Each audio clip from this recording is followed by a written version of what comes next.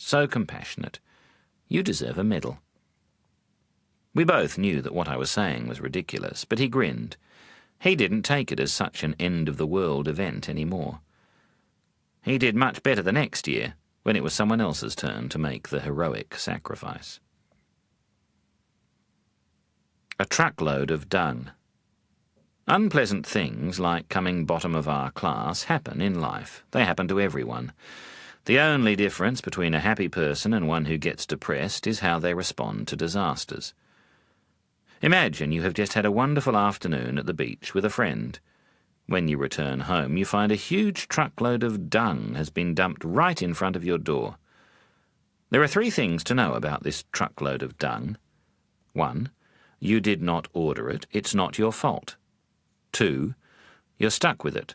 No one saw who dumped it, so you cannot call anyone to take it away. 3. It is filthy and offensive, and its stench fills your whole house. It is almost impossible to endure. In this metaphor, the truckload of dung in front of the house stands for the traumatic experiences that are dumped on us in life. As with the truckload of dung, there are 3 things to know about tragedy in our life. 1. We did not order it. We say, "Why me?" 2. We're stuck with it. No one, not even our best friends, can take it away, though they may try. 3. It is so awful, such a destroyer of our happiness, and its pain fills our whole life, it is almost impossible to endure. There are 2 ways of responding to being stuck with a truckload of dung. The first way is to carry the dung around with us. We put some in our pockets, some in our bags, and some up our shirts. We even put some down our pants. We find when we carry dung around, we lose a lot of friends. Even best friends don't seem to be around so often. Carrying around the dung is a metaphor for sinking into depression, negativity, or anger. It is a natural and understandable response to adversity. But we lose a lot of friends, because it is also natural and understandable that our friends don't like being around us when we're so depressed. Moreover, the pile of dung gets no less, but the smell gets worse as it ripens. Fortunately, there's a second way. When we are dumped with a truckload of dung, we heave a sigh and then get down to work. Out come the wheelbarrow, the fork, and the spade. We fork the dung into the barrow, wheel it around the back of the house, and dig it into the garden. This is tiring and difficult work, but we know there's no other option. Sometimes all we can manage is half a barrow a day. We're doing something about the problem, rather than complaining our way into depression.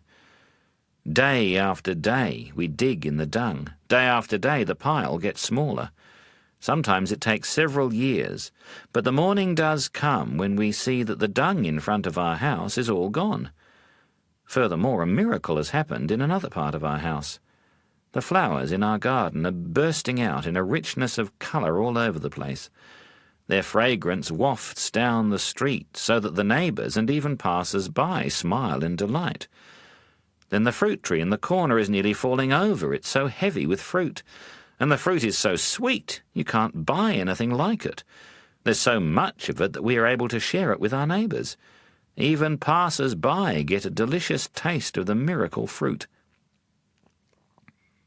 Digging in the dung is a metaphor for welcoming the tragedies as fertiliser for life. It is work that we have to do alone. No one can help us here.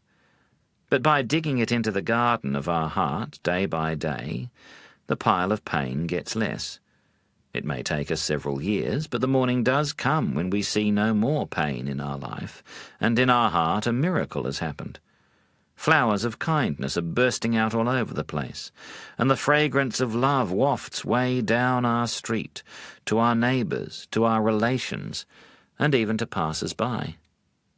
Then our wisdom tree in the corner is bending down to us, loaded with sweet insights into the nature of life. We share those delicious fruits freely, even with the passers-by, without ever planning to.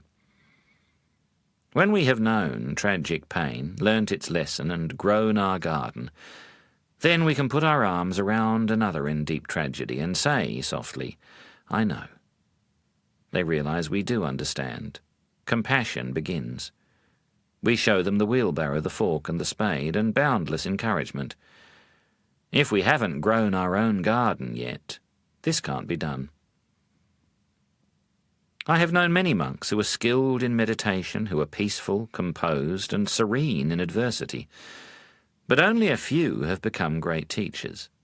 I often wondered why.